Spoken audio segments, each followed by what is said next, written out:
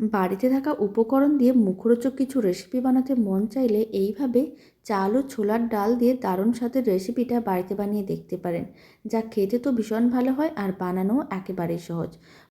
প্রথমে আমি চাল ও ডালগুলোকে 3 ঘন্টার মতন জলে ভিজিয়ে রেখেছিলাম। এখানে আমি যতটা চাল নিয়েছিলাম তার 3 ভাগের 1 ভাগ ডাল নিয়েছিলাম, আর নিয়েছিলাম অল্প একটু আদার টুকরো, আর দিয়েছিলাম শুকনো লঙ্কা।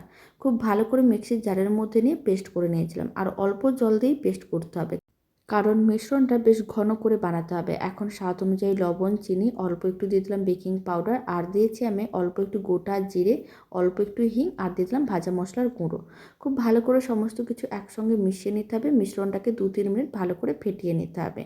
আবারও খুব ভালো করে মিশিয়ে মিশ্রণটাকে রেডি করতে হবে। মিশ্রণটা একেবারেই রেডি। এবার তেল গরম করে নিতে হবে। কড়াইতে কিছুটা পরিমাণ তেল গরম করে নিয়েছিলাম। 1 চামচ করে এইভাবে মিশ্রণ গরম তেলের মধ্যে দিতে হবে, আর ফ্লেমটা মিডিয়ামেই রাখতে হবে, তাহলেই কিন্তু খুব সুন্দরভাবে রেডি হবে। যদি ফ্লেমটা হাইতে থাকে তাহলে ওপরটা অনেক তাড়াতাড়ি লাল হয়ে যাবে, ভেতরটা কাঁচা থেকে যাবে।